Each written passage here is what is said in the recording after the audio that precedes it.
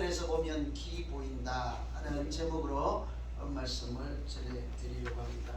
다 아시는 대로 올해 야외 예배 장소가 작년에 같은 장소라 산 중턱에 있지 않습니까? 또 여기서 조금 더 올라가면 아름다운 연못이 있어서 마치 힐링할 수 있을 만한 그런 곳이다. 도심 가까이에 교회에서 한 15분 정도 가면 되니까요. 그런 곳이 있어서 참 좋지 않았습니까? 그렇죠? 야외 예배뿐만 아니고 평소에도 335 개인적으로 산에들 가시기를 좋아하시죠.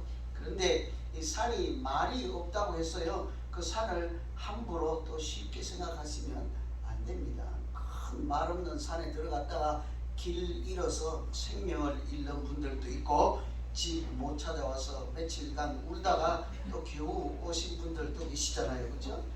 저도 제주도 한라산을 제 생각으로는 한 7번 정도 간 것 같아요. 하루는 젊은 혈기에 그래도 잘났다고 남들은 걸어오는데 뛰어가다가 길을 잃어버린 거예요. 7번이나 갔는데 한참 가다 보니까요, 주변에 아무도 없어요. 딱 저 혼자 있는 거예요. 근데 눈앞에 보니까 길이, 열심히 뛰어왔는데 길이 여러 갈래가 딱 나온 거예요. 어디로 가요? 생긴 것도 똑같아요. 어디로 가야 할지 도무지 알 수가 없어서 이렇게 거기서 한참 고생하다가 나중에 일행을 간신히 만나서 죽지 않고 오늘 여러분 만난 거예요. 이 산이 말이 없다고 해서 쉬운 게 아닙니다. 제가 아케디아 살 때는 제가 좀 용감하고 제가 곰 만난 얘기 했잖아요. 곰 이렇게 지책에서 만나서 이렇게 살아왔는데요. 그때도 혼자 등산한다고, 아니 이제 마음에 짐이 많거나 이렇게 혼자 기도할 거 있으면 이제 산에 간단 말이에요. 아무도 없이 가다 보니까 꼭대기 거의 다 왔는데 길은 한 사람밖에 갈 수 없는 길에, 그때 또 만나면 어쩔까 싶고 무섭더라고요. 혼자 가니까 아무도 몰라요.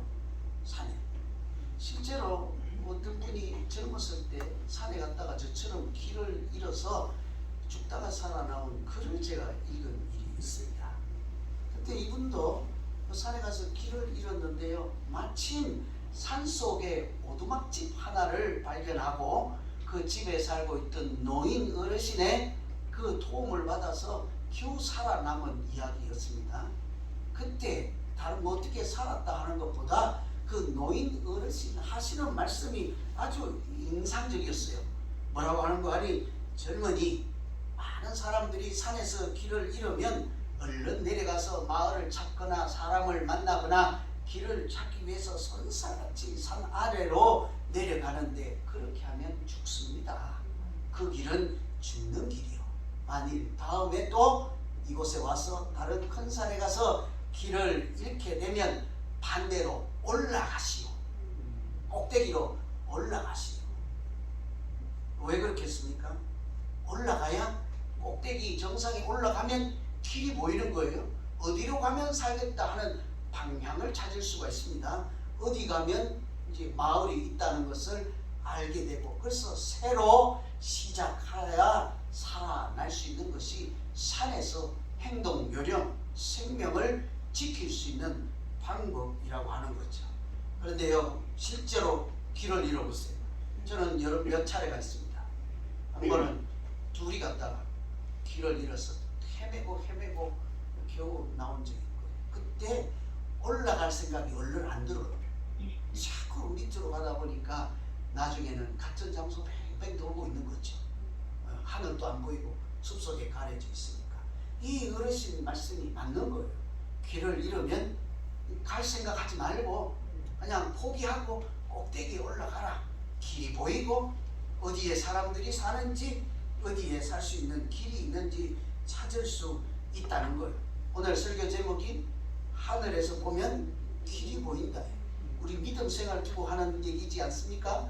우리 신앙생활이 마찬가지인 것입니다. 오늘 요한계시록 이 말씀이 마치 산에서 길을 잃고 방황하고 목숨이 위급한 사람들처럼 신앙생활에서 길을 잃은 사람이요, 박해와 고난이 심해서 어떻게 믿음 생활을 해야 할지 한치 앞을 볼 수 없는 그런 사람들에게 하나님께서 어디로 가야 할지, 어떻게 하면 살아남을 수 있는지 생명의 길을 길을 보여주시고 위로하는 말씀이지 않습니까? 그래서 오늘 우리에게 주시는 말씀이기도 한 것입니다. 당시에 박해와 고난이 심할 때뿐만 아니고 오늘 이 시대에도 믿음으로 살아간다고 하는 것이 좀처럼 쉬운 일이 아니잖아요. 때로는 참 힘들어요. 오늘같이 길을 막아놓고 못 가게 하는 경우도 있잖아요. 얼마나 예배드리기를 사모했으면 이렇게 다른 교회까지 와서 예배 드리겠습니까? 얼마나 귀한 마음이에요. 그렇죠? 여기 뿐만 아니고 이 사람이 또 저런 사람이 이 사건이 또 생각지 못한 그런 원인들이 발생해서 믿음으로 살아갈 때도 길이 보이지 않고 그럴 때 하나님이 요한계시록 그 말씀 들었던 사람들처럼 우리에게도 뭐라고 하실까요? 믿음의 길 안 보여요. 마치 그 아까 오두막집에 살았던 노인처럼 하나님이 말씀해 주시지 않겠습니까? 노인 하신 말씀이 오늘 하나님 버전으로 고치면 이리로 올라오라는 거예요. 이리로 올라오라. 정상에 가야 길이 보입니다. 그래야 살 수 있습니다. 했던 그 어르신 말씀처럼 하나님은 우리에게 이리로 올라오라. 1절에 보시면 이리로 올라오라. 이후에 마땅히 일어날 일들을 내게 보이리라. 하나님께로 올라오면 우리가 땅에 파묻혀서 현실의 고난에 묻혀서 한치 앞을 내다볼 수 없는 그런 우리들에게 하나님께서 길을 보여주시고 열어주시고 인도해 주시겠다는 약속의 말씀인 줄로 믿습니다. 요한계시록은요, 당시에 이제 1장, 2장, 3장하고 오늘 4장 말씀 있잖아요. 앞에 1, 2, 3장에는 땅에서 세워진 교회들의 현 주소를 우리에게 글로서 보여주었습니다. 어떤 교회는 고난과 박해 중에도 인내하고 믿음을 잘 지켜서 하나님께 칭찬을 듣는 그런 교회가 있는가 하면 반대로 때로는 유혹에 넘어져서 실족하고 이세벨과 같은 거짓 선지자 가르침에 넘어져서 하나님으로부터 떨어져 나가는 그런 사람들, 하나님께로부터 책망을 듣는 그런 교회들이 있지 않았습니까? 이것은 2장 3장에서는 땅에 있는 교회들의 모습을 그대로 글자로 설명해 준 것입니다. 그래서 울고 있는 사람들, 그 생존하기도 힘들고 믿음 생활이 버거운 그런 사람들, 그 사람들을 위해서 하나님께서 사도 요한에게 이리로 올라오라. 땅만 바라보고 울고 있는 사람들에게 네가 하늘의 모습을 보고 하늘에 있는 아름다운 그의 모습을 보고 가서 그들에게 전해주라 하는 것이 오늘 4장의 말씀인 것입니다.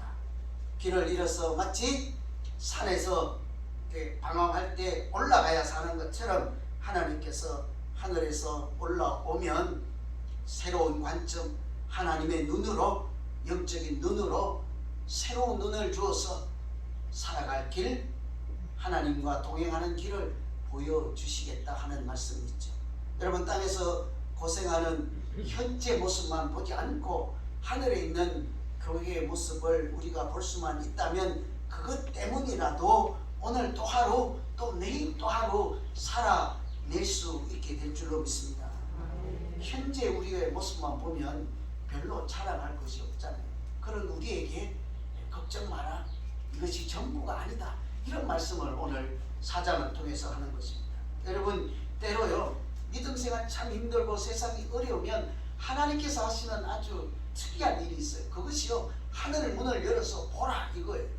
이사야 성경책에 그런 장면이 드러나옵니다. 그 대표적인 것이 이사야 6장의 말씀이에요. 이사야 6장 1절에 보면 우시야 죽던 해에 내가 보니 주께서 높이 들린 보좌에 앉으셨다 그랬죠. 여러분 잘 들어보세요. 우시야는 왕 이름입니다. 왕. 우시야 왕이 죽던 해에 내가 보니 주께서 높이 들린 보좌에 앉으셨다. 느낌이 어떻어요? 느낌이. 이때 당시의 상황이 어떨까요? 우시야 왕이 죽던 해라는 표현이 아주 중요한 것입니다. 이사야가 하나님을 보았다, 야호 이런 얘기가 아닌 거예요. 당시에 땅에 있는 그들의 현 주소는 왕이 죽어서 전부 이렇게 낙심하고 소망을 잃어버린 그때, 주저앉아 있는 그때. 맹고하니 이 우시야 왕은 16살의 왕이 되었어요. 그 이름도 우시아라는 것은 여호와는 나의 힘이시다, 이런 이름을 뜻을 가진 사람이에요. 자기 이름조차 하나님에 대한 신앙 고백으로 지은 이름이잖아요. 여호와는 나의 힘이시다. 우리 중에 그런 이름 갖고 계신 분 있습니까? 우리 교회 다니면 그 정도 이름 지어야 되지 않겠어요? 하나님이 나의 힘이시다. 저의 이름 바꿔야 되겠다, 그렇죠? 장하힘 이렇게 불러야 되겠네. 제가 장씨니까 하나님이 나의 힘이시. 아니면 여호와는 나의 힘이시오. 그러니까 여힘, 그럼 장여힘 이렇게 부르십니까?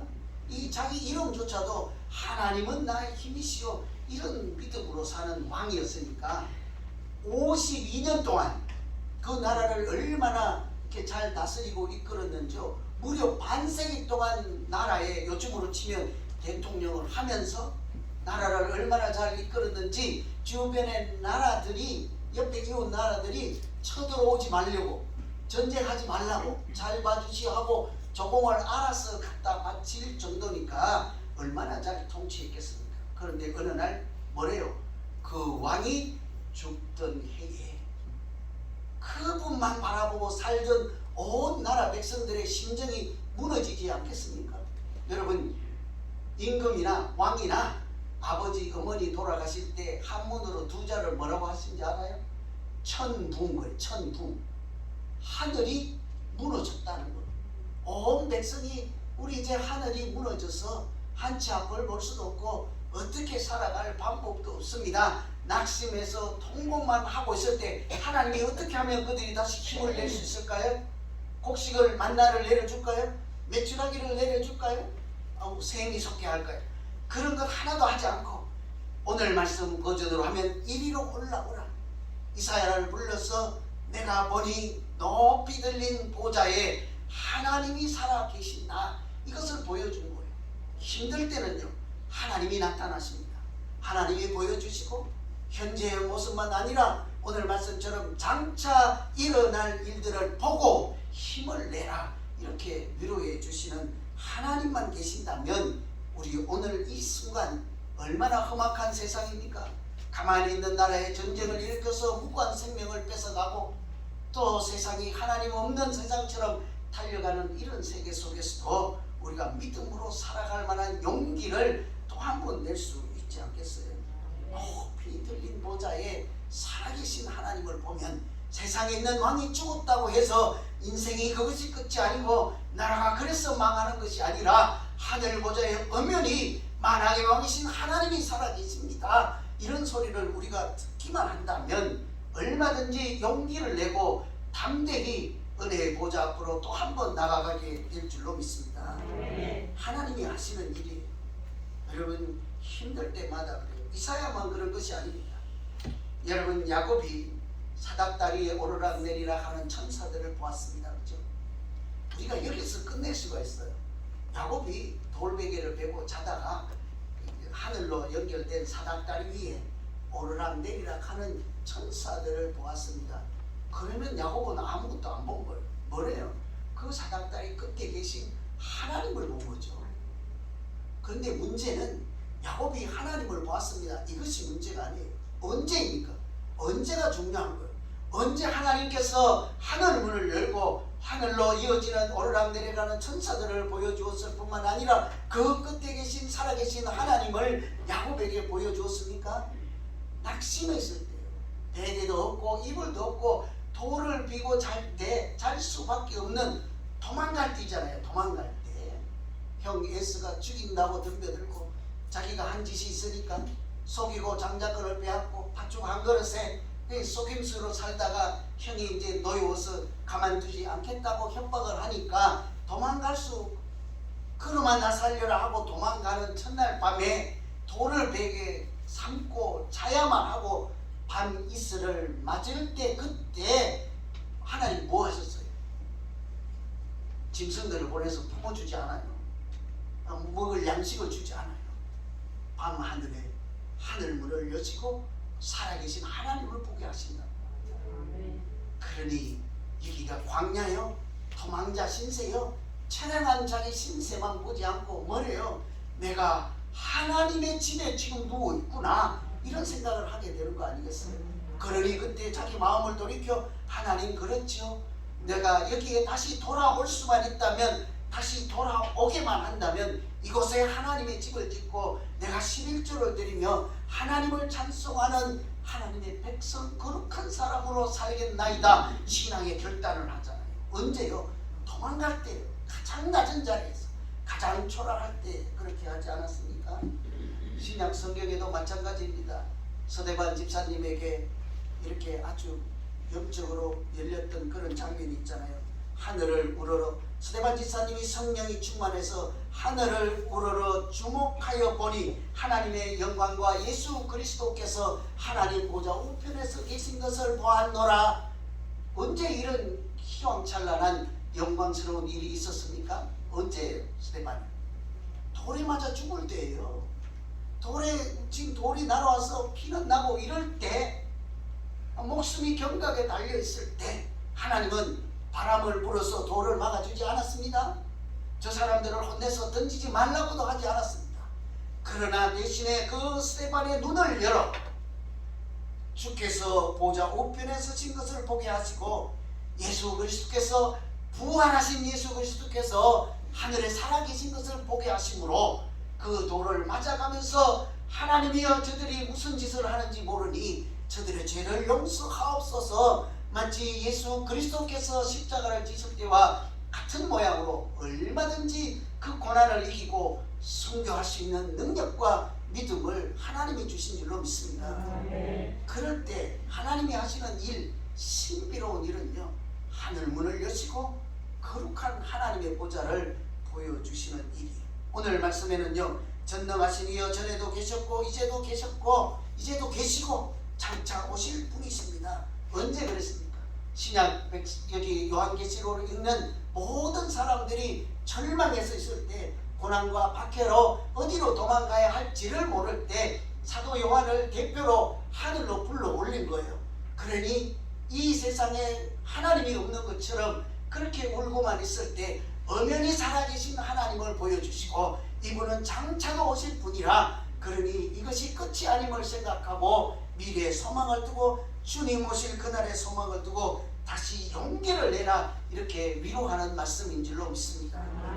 우리가 인생을 살다가 힘이 들 때마다 우리에게도 동일하게 하늘문을 열어주시고 살아계신 하나님을 만나게 하실 뿐만 아니라, 그래서 우리가 은혜가 충만하고 다시 힘을 내는, 그래서 믿음으로 살아가는 우리 모두 되기를 간절히 소망합니다. 아멘. 두 번째로, 우리가 고난 중에 있을 때 오늘 말씀 참고하면요, 믿는 사람들의 영광스러운 모습을 보여줍니다. 하늘 문을 열어서 가장 첫 번째 보여주는 것은요, 하늘에 계신 살아계신 하나님, 부활하신 예수님을 보여주시죠. 하나님만 보여주시는 것이 아니라 그 보좌 우편에 서 있는 믿는 사람들의 영광스러운 모습을 보여준다고요. 저는 무슨 단어로 그 장면을 표현해야 될지 잘 모르겠어요. 여러분, 오늘 말씀에 보면요, 계시록 혼자 읽으라 보면 눈이 여러 개 달렸네, 24장로가 나오네, 홍보석이 있고 녹보석이, 보석이 나오네. 아마 여러분 읽으면 보석 얘기밖에 안 들릴 거예요. 그죠? 저거 나 하나 줬으면, 그죠? 아유, 무슨 보석일까, 한번 시중에 가서 알아볼까, 값이 얼마일까, 이런 생각밖에 안 들 거예요. 근데 여기 이 말씀은, 이 4장 전체 말씀은 그런 이상한 얘기가 아니라 우리들 믿는 사람들이 하늘에서는 어떤 모양으로 존재하고 있는가 하는 것을 미리 보여준 영광스러운 모습을 설명하는 글자일 뿐인 거예요. 그러니까 2장 3장은 땅에 있는 교회들의 현실적인 고난당하는 모습, 오늘 우리가 읽은 이 말씀은 하늘에 하나님 앞에서 계신 믿는 사람들에게 영광스러운 모습, 이 두 가지를 대조적으로 보여주어서 지금 당하고 있는 그것이 전부가 아니라 장차 하나님 보좌 우편에, 하나님 보좌 앞에 서서 믿는 사람들이 무슨 일을 하는지를 지금 똑똑히 눈여겨보라, 위로의 말씀, 힘을 주시는 말씀이지 않겠습니까? 4절에 보면요, 24장로들이 흰옷을 입고 머리에 금면류관을 쓰고 있더라. 여러분, 살다가 면류관 써본 일 있어요? 금면류관? 왜요? 부러워서 웃는 거예요? 이쪽처럼 한번 써보신 적 있습니까? 웬만하면 없을걸요. 뭐 송기정 선수처럼 올림픽에 나가서 우승이나 하면 금은 아니라도 월계수관이라도 한번 써볼 법할까? 써보긴 써보셨네. 돌 때다 한번 써보셨잖아요. 돌 때. 그렇지 않고는 우리가 웬만해서는 면류관을 써볼 일이 없습니다. 근데 여기 보니까 24장로가 흰옷을 입고, 흰옷은 승리의 옷입니다. 24장로들이 하늘에서 보니까 그분들이 울고 있는 것이 아니라 큰 면류관을 쓰고 있대.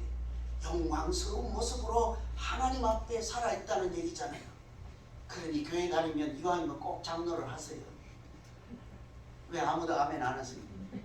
요즘은 여자들도 장로입니다. 여성 장로들 있어요. 24명 안에 얼른 들어갔어요. 하늘에도 24명밖에 없대잖아요. 자기 여성분들이 많아서 지금 아멘이 절대 안 되는 거예요. 지금 24장로라고 하니까 그 면류관을 써. 사실은 여기서 우리가 쓰는 장로라는 표현이 아니고 24장로는 예를 들면 구약의 하나님의 백성들을 12지파라고 했잖아요. 신약의 하나님의 백성들을 대표로 12사도라고 하지 않습니까? 그 두 사람을 양쪽 다 더하면 24명이잖아요. 그 사람들로 대표되는 하나님의 백성들을 여기서 24장로라고 한 거예요. 그러니 교회 다닐 때 장로 안 하셔도 괜찮습니다. 아까 아멘을 잘 안 하셨습니다. 그죠? 하나님의 백성들이 천국에서는 뭐 하고 있대요? 큰 면류관을 쓰고 있대잖아요. 저는 여러분 이 말씀에 따르면 여기서 오늘 예수 이름 불러 하나님 앞에 예배드리는 여러분 모두는 천국에서 큰 면류관을 쓰는 하나님의 자녀가 될 줄로 믿습니다. 아멘. 그죠? 꼭 그렇게 해야지 아멘이 나오는 거예요. 여러분 그 다음에 보면요, 사송인동 4가지 짐승이 나오잖아요. 사자, 송아지, 사람, 독수리가 나오잖아요. 이 아주 날렵한 사자 대단하지 않습니까? 독수리 대단하잖아요. 송아지는 왜 들어있는지 모르겠어요. 가축의 대표일까요? 또 사람도 들어있죠. 사람같이. 이런 것은 이 4마리만 얘기하는 것이 아니라 온 세상에 있는 피조물의 대표로서 모든 피조물들을 가리켜서 하는 이야기입니다. 중요한 것은요, 24장로로 표현되는 모든 거룩한 사람들이 또 하나님이 지으신 모든 피조물들이 천국에서는 무엇을 하고 있느냐 말씀이. 우리가 하늘나라에 가면 하나님 보좌 앞에서 무엇 하시기를 원하십니까? 여러분? 아파트 사시려고 또 복권 사러 다니시면 않겠죠? 땅 사려고 또 뭐 그런 거 기웃하시진 않겠죠? 금방에 가서 금은 값이 안 변한다고 해서 금덩어리 붙잡으려고 하진 않겠죠? 천국에서 뭐 하시겠냐고요? 온 믿음의 사람들과 모든 피조물들이 하늘나라에서 하시는 일을 오늘 8절에서 이렇게 말씀하고 있습니다. 거룩하다 거룩하다 거룩하다 주 하나님 곧 전능하신 이여 전에도 계셨고 지금도 계시고 장차 오실 분이로소이다. 뭐하고 있습니까? 우리는 모두 하나님 보좌 앞에서 거룩하다 거룩하다 손을 들어 하나님 존귀한 영광을 돌려드리고 찬송을 부르며 하나님 앞에서 참으로 영광스러운 모습으로 하나님과 함께 있는 줄로 믿습니다. 아멘. 그러니 이왕 교회 다니려면요, 앞에 나와서 찬양 열심히 하는 분들처럼요, 열심히 찬양하는 모임에 한번 가봐야지. 그런 소망을 한번 도전해 보시지 않겠습니까? 여기도 부르지 않던 찬송을 전국에 가서 하나님 앞에 어찌 부르실래요? 하나님 파워포인트 켜갖고 자막 좀 틀어주세요. 뭐 그러실 거예요? 하나님 악보가 없소이다. 하나님 오늘 우리가 2번째 부른 곡 이름이 뭐예요? 아주 좋던데. 그 목사님 뭔 곡이에요? 곡 이름이? 그 지난번에 맥주가 우리가 계속 배우는 곡이잖아요. 부르는 곡. 그죠? 그래서 천국의 하나님 보좌 앞에 가가지고 이건 우리 교회에서는 안 배웠던 찬양이요. 그렇게 하실 것입니다. 열심으로 이 땅에서 내가 하늘나라에 가서 할 일은 하나뿐이다.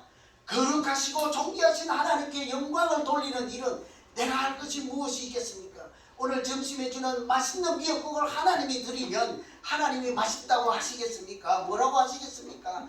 내가 귀하게 갖고 있는 물건을 드리면 고맙다 하시겠습니까? 주머니에서 손수건 꺼내드리면 좋다 하겠습니까? 우리에게 주신 이 읍으로 내가 이 백성을 나를 하나님을 위해서 지었나니 나를 찬송하게 하려 하심이라 하신 말씀처럼 하늘나라에서 우리를 통해서 하나님이 영광 받으시고 우리는 오늘 말씀처럼 거룩하다 거룩하다 하나님을 찬송하며 복있게 영생을 누리게 하실 줄로 믿습니다. 이런 모습을요 보라는 거예요. 여러분 우리가 예수 믿는 모습이 여러분 어떠십니까? 교회 가면 맨날 담임 목사님 아는 척도 안 하고 그죠? 또 어떤 권사님이 맨날 쭉지박지하고 우리 장로님이 나를 이뻐해 주지도 않고 그래서 오늘 또 갈까 말까 고민하다가 오신 분들 자기 모습을 보면 어떻습니까? 별로 행복하지 않을 수가 있어요. 우리 현재 모습만 보면 우리끼리는 더 잘 사는데 옆에 교회가 와서 자꾸 시비 걸고 우크라이나처럼 대포 쏟고 다른 나라에서 공산당 공산주의 하나님을 알지 못하는 그런 사람들이 교회를 핍박하고 교회 다니는 사람들의 생명을 뺏어가는 그런 형편에 있는 사람들이 현 주소만 보면 얼마나 고통스럽고 그 고난을 견디기가 어렵습니까? 그런데 그것만 보지 말라는 거예요. 하늘에 올라가서 하나님 보좌 앞에 섰을 때 믿는 사람들의 모양이 흰 옷을 입고 금면류관을 쓰고 입으로 거룩하다 거룩하다 찬송할 그 모습을 소망하고 기대하며 오늘을 이겨내라 하는 위로의 말씀 하나님이 주신 약속의 말씀인 줄로 믿습니다. 그렇게 믿음 생활해야 하는 거죠. 여러분 우리가 어려울 때 하나님은 높은 보좌로 올라오라 해서 하나님 자신을 보여주십니다. 살아계신다는 거예요. 전에도 역사하셨던 하나님 지금도 나를 보고 계신다고 말씀하십니다. 지금 보고만 있을 것이 아니라 하나님의 날 그때에 이 땅에 오셔서 우리를 영생의 길 생명의 길로 하나님과 함께 있는 그 길로 인도하실 줄로 믿습니다. 오늘 말씀을 정리합니다. 여러분 제가 몇 번 인용해서 다 아시는 글자가 있어요. 문구가 있어요. 찰리 채플린이 인생을 가까이에서 보면 비극이라고 그랬어요. 가까이에서 보면 맨날 싸우잖아요. 멀리서 보면 희극이라고 그랬어요. 인생을 가까이에서 보면 절대로 행복하지가 않습니다. 학비내야 되고 오늘 벌어서 먹고 살아야 되고 가끔은 싸우기도 하고 그러니까 별로 아름답지 않지만 여러분 다 살고 나서 아니면 멀리서 이렇게 다른 사람이 살아가는 인생을 보세요. 얼마나 아름답습니까? 그런데 그 집 대문 열고 가보세요. 그날 싸우고 있을 수도 있어요. 멀리서 보면 우리가 살아가는 것은 이렇게 희극이라는 거예요. 마찬가지이지 않겠습니까? 오늘 우리가 믿음 생활하는 것 우리 눈으로만 보고 땅에 있는 우리 모습만 보면 비극이지만 하늘에 올라가서 하나님의 눈으로 보고 영적인 눈으로 보고 하나님의 열어주신 말씀의 눈으로 보면 우리의 모습은 하나님께 영광을 돌리는 모습이요 승리하는 모습이요 면류관을 쓰신 하나님께서 자랑할 만한 아름다운 모습인 줄로 믿습니다. 저는 오늘 말씀을 로마서 8장 18절 말씀으로 마치려고 합니다. 생각건대 현재의 고난은 장차 우리에게 나타날 영광과 좋게 비교할 수 없도다. 다시 한번 읽어드립니다. 현재의 고난은 장차 우리에게 나타날 영광과 좋게 비교할 수 없도다.